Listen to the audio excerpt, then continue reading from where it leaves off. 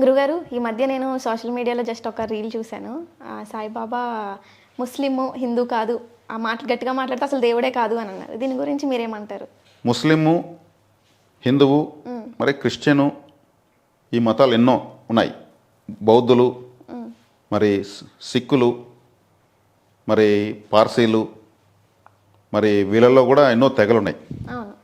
మన హైందవంలో శాక్తేయులు, గానపత్యులు, వైష్ణవులు, శైవులు. అంటే శాక్తేయులు అంటే అమ్మవారిని ఆరాధించేవాళ్ళు, గానపత్యులు అంటే విఘ్నేశ్వరుణ్ణి ఆరాధించేవాళ్ళు, శైవులు అంటే శివుడే సర్వమని ఆరాధించేవాళ్ళు, వైష్ణవులు అంటే మహావిష్ణువే సర్వమని చెప్పేవాళ్ళు. ఈ మధ్య అంతర్జాతీయ కృష్ణ చైతన్య సంఘం అని ఒకటి వచ్చింది, ఇస్కాన్. ఓకే. వాళ్ళు శ్రీకృష్ణుడే సమస్తము అని చెప్తారు. తర్వాత ఓం శాంతి అని ఒక సంస్థ ఉంది. వాళ్ళు ఆత్మ, పరమాత్మ, శివ పరమాత్మ, ఇట్లా వాళ్ళ బోధనలు ఉంటాయి. కానీ ఇలాగే ముస్లిమ్స్లో కూడా షేక్లు, పఠాన్లు, ఓకే, మరి ఇట్లా కొన్ని తెగలు ఉన్నాయి వాళ్ళలో కూడా. అంతా ముస్లిమ్సే, అందరూ నమ్మేది అలానే. మరి క్రిస్టియన్స్లో కూడా యూదులు, క్యాథలిక్స్, ఇట్లా మేరీమాతను అనుసరించిపోయేవాళ్ళు, ఇట్లా చాలా ఉన్నారు. కానీ మన హిందూ ధర్మం ఏం చెప్తుందంటే ఏకం సత్ విప్ర బహుదా వదంతి అంటుంది. ఏకం సత్ అంటే సత్యం ఒకటే, ఏకం. ఓకే. విప్ర అంటే జనాలు, బహుదా వదంతి అంటే పలు రకాలుగా ప్రచారంలో ఉందని అర్థం. ఓకే. ఏకం సత్ విప్ర బహుదా వదంతి.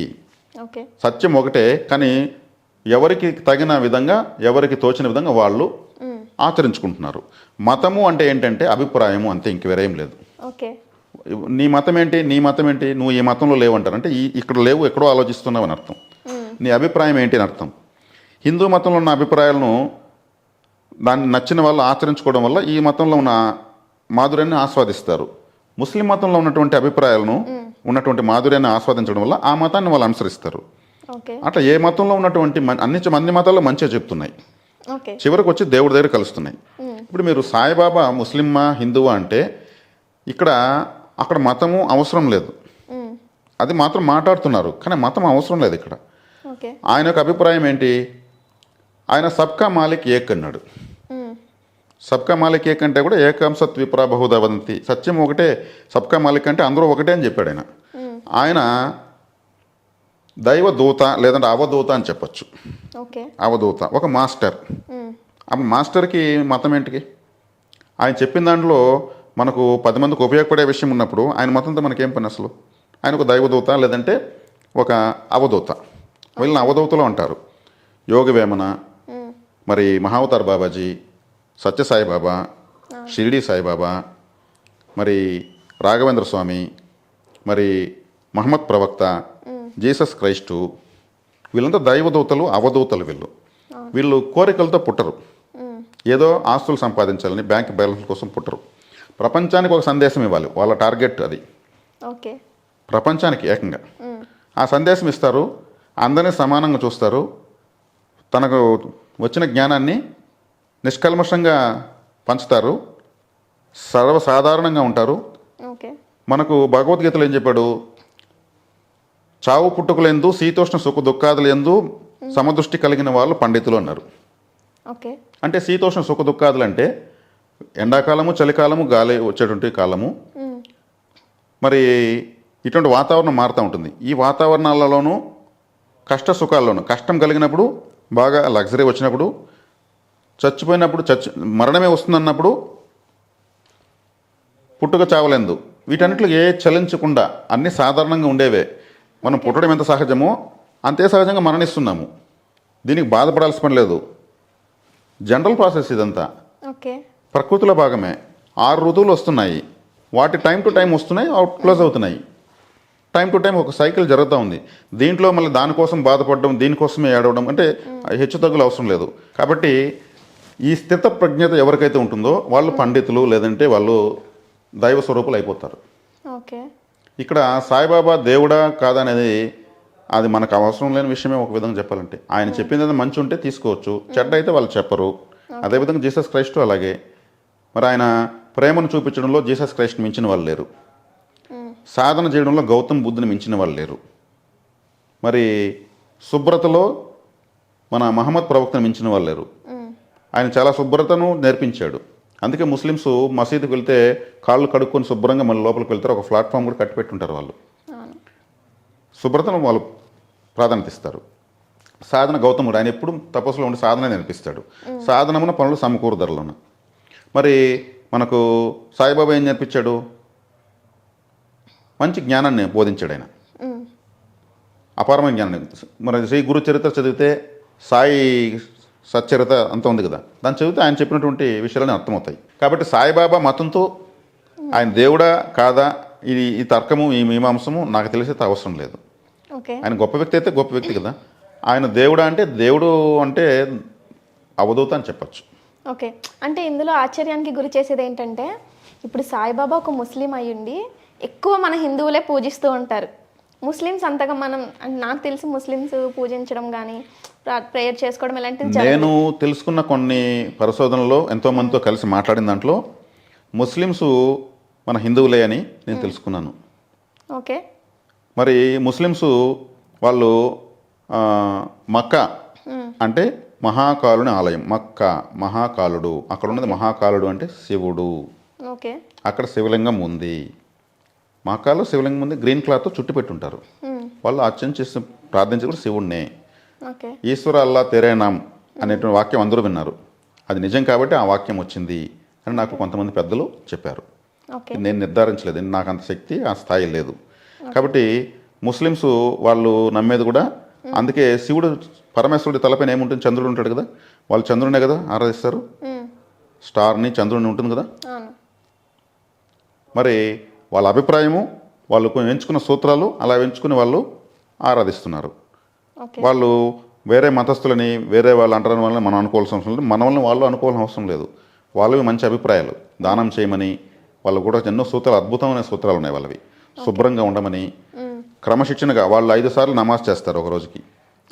టైం టు టైం నమాజ్ చేసేస్తారు. 5 సార్లు ప్రపంచమంతా నమాజ్ వినిపిస్తారు వాళ్ళు. మరి దాన్ని నమ్మే వాళ్ళు డెవలప్ అవుతున్నారు కదా. ఎన్నో దేశాలు సంపన్నంగా ఉన్నాయి కదా ముస్లిం దేశాలు. అంటే క్రమశిక్షణగా ఒకే టైంలో ఒకే వాక్యాన్ని ఒకే ప్రదేశంలో చేయడం వల్ల అది విశేషమైన ఫలితాన్ని ఇస్తుంది. మనం చేసే మంత్ర సాధన కూడా అంతే. ఒకే సమయం, ఒకే మంత్రం, ఒకే ప్రదేశం. అందుకు మెడిటేషన్ రూమ్స్ కట్టుకుంటారు. అదే ఒకే సమయంలో దీపం పెట్టడం, అక్కడ ఆ దేవతా శక్తి కరెక్ట్గా కనెక్ట్ అవుతుంది. మరి ముస్లిమ్స్ అదే చేస్తున్నారు. అంటే అదంతా ఓకే. అంటే మనం ఇచ్చినంత ప్రాధాన్యత సాయిబాబాకి ముస్లిమ్స్ ఎందుకు ఇవ్వట్లేదు? అంటే ఈయన సబ్కా మాలిక్ ఏక్ అన్నాడు కదా, కాబట్టి ఈయన అన్నింటినీ పరిశోధించి ఆయన మన హిందూయిజంలో ఎక్కువగా దైవశక్తిని తెలుసుకున్నాడు. ఆయన దాన్ని తెలుసుకునేసి ఇటువైపు అడుగులేసి ఎక్కువ ప్రపంచానికి చాటి చెప్పాడు. అందువల్ల నచ్చలేదో అది ఏమో మనకైతే తెలియదు. ఎందుకంటే దాన్ని మనము ఎక్కువగా మనం ప్రశ్నించకూడదు, దాన్ని ఆర్గ్యుమెంట్ చేయకూడదు. కానీ అటనే వాళ్ళు ద్వేషించలేదు, ఆయన్ని పూజించలేదు, అటని ద్వేషించలేదు. ఒక విధంగా వాళ్ళు గర్వపడచ్చు. మన ముస్లింగా పుట్టినటువంటి ఒక వ్యక్తి అవధూత అయ్యి హిందువుల చేత ఆరాధించబడుతున్నాడు, హిందూ ముస్లిం బాయ్ బాయ్ అని మనం అనుకోవచ్చు చక్కగా. ఎందుకంటే ఆయన పుట్టింది ముస్లింగానే అందరికీ తెలుసు. పాడుబడిన మసీదులో ఆయన ఉన్నాడని షిరిడీలో అందరికీ తెలుసు చరిత్ర అంతా కూడా. కాబట్టి ఇక్కడ గర్వపడుతూ మనం చెప్పచ్చు. మనం ఇక్కడ ఆయన పరమతస్థుడు కదా అని మన వాళ్ళు అనుకోలేదు. ఎత్తిన పెట్టుకున్నారు, మరి స్వీకరించారు ఆయన విధానాన్ని.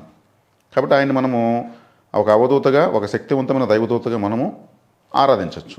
కానీ దేవుడే అని అంటే అది దేవుడైతే కాదు. ఇలాగ ఆయనలాగా ఎంతోమంది అవధూతలు అవతరించారు. గురునానక్, మహావీరుడు, మరి ఇట్లా ఎంతోమంది భూమిపైన అవతరించారు. మనకు తెలిసింది, మనకు అందుబాటులో షిరిడి సాయిబాబా గారు ఉన్నారు. సత్యసాయిబాబా కూడా ఒక అవధూత ఆయన.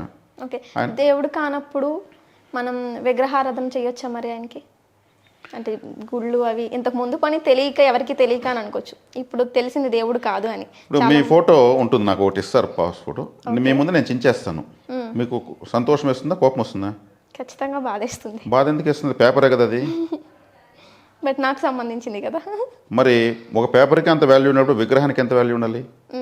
ఒక వ్యక్తిని, ఆ వ్యక్తి యొక్క పేరు చెప్పి ఒక దిష్టి బొమ్మ తయారు చేసి దాన్ని ఒక పాడిపైన పడుకోబెట్టి శవయాత్ర చేస్తే ఆ వ్యక్తి సంతోషపడతాడా? ఆడ గడ్డి మోపునే కదా కట్టారు. అతని పేరు పెట్టినంత మాత్రం అతను కాలేదు కదా. 4 రోడ్డు కూడల్లో దాన్ని కాలుస్తారు. నిజంగా అతను కాల్చిన ఫీలింగ్తోనే అందరూ కాలుస్తారు, కాలుతో తంతారు. కానీ అతనికి తనలేదు, అతను కాల్చలేదు. మరి ఎలా ఇతను ఉద్రేకంలో లోనవుతాడు? అంటే దానికి ప్రభావం ఉంది.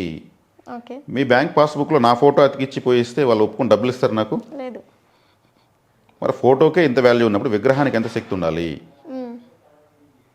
అంటే దేవుడు కానప్పుడు విగ్రహారాధన మనం చేయొచ్చా? ఎందుకు చేయకూడదు? తల్లిదండ్రులకు సమాధులపైన విగ్రహాలు పెట్టుకుని వాళ్ళ పిల్లలు ఆరాధిస్తున్నారు. ఓకే. రాజకీయ నాయకులు ప్రజానాయకులుగా వెలుగొంది వాళ్ళు చనిపోయిన తర్వాత వాళ్ళు విగ్రహాలు పెట్టి ప్రతి వర్ధంతికి జయంతికి ఆరాధిస్తున్నారు.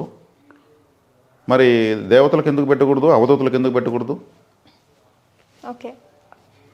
అంతే కదా. ఇప్పుడు ఒక దుర్మార్గమైన వ్యక్తి చనిపోతాడు, కానీ అతని కుటుంబ సభ్యులు అతను విగ్రహం పెట్టుకుంటారు. వాళ్ళకి దుర్మార్గుడు కాదు ఆయన, ఆ కుటుంబాన్ని పోషించాడు. ఇప్పుడు వీరప్పనికి కూడా విగ్రహాలు ఉన్నాయి. ప్రభుత్వానికి అతను ఒక విలను, కానీ ఆయన ఆరాధ్యంగా భావించే వాళ్ళు అతను విగ్రహం పెట్టుకున్నారు. ఆయన గురించి సినిమాలు తీశారు, ఆయన ఆరాధించుకున్న వాళ్ళు విగ్రహం పెట్టుకుంటారు. తప్పేముంది దాంట్లో? ఓకే, మీరు చెప్పింది బాగుంది. కానీ అంటే ఇప్పుడు మీరు ఇచ్చిన ఎగ్జాంపుల్, మన పేరెంట్స్ని కానీ మన గురువుల్ని కూడా మనం పూజిస్తాం కదా ఫొటోస్ పెట్టుకుని.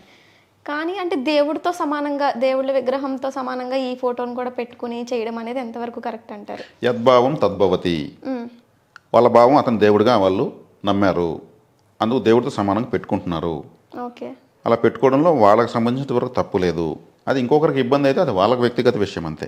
అంటే అదే మీరు అన్నారు కాబట్టి, ఇప్పుడు మన ఎవరైనా మన ఇంట్లో వాళ్ళు చనిపోతే ఆ ఫోటోని తీసుకెళ్ళి దేవుళ్ళు ఫొటోస్ పక్కన పెట్టి మనం ఖచ్చితంగా చెయ్యం. అది సపరేట్గా ఉంటే ఇవి సపరేట్గా ఉంటుంది. సో ఆ విధంగా చూసుకుంటే వీళ్ళ అభిప్రాయము దేవుడితో సమానంగా ఈయన చూసుకోవాలి అనేటువంటి స్థాయికి వీళ్ళు మానసికంగా స్ట్రాంగ్గా నిర్ణయించుకున్నారు కాబట్టి దేవతలతో సమానంగా వాళ్ళు పెట్టుకుంటున్నారు, చేసుకుంటున్నారు. అది వాళ్ళ స్వేచ్ఛను మనం హరించి మాట్లాడేదానికి హక్కు లేదు. ఓకే, ఈ విషయంలో ఎవరిష్టం వాళ్ళది అంటున్నారు. అంతే, స్వేచ్ఛ కదా. ఇక్కడ ఒకరి స్వేచ్ఛను హరించేదానికి లేదు. ఓకే. అది ఎలా? నేనేం చెప్పాను మీతో మాట్లాడినప్పుడు? మాతృదేవోభవ పితృదేవోభవ అన్నాను. మరి నాకు చెప్పడానికి దేవతల పేర్లు ఎందుకు చెప్పలేదు? గురువుల పేర్లు ఎందుకు చెప్పలేదు? ఆచార్య దేవోభవ అన్నాను. నాకు ఎవరు ఆచార్యం? ఎవరు ఆచార్య అంటే గురువు కదా. నాకు ఎవరు గురువులు? మా తల్లిదండ్రులు నాకు గురువులు. అంతే, అది నా అభిప్రాయము. ఇంకా తల్లిదండ్రులు మించిన దేవతలు ఎవరైనా ఉన్నారా? వాళ్ళ మించిన గురువులు ఎవరైనా ఉన్నారా?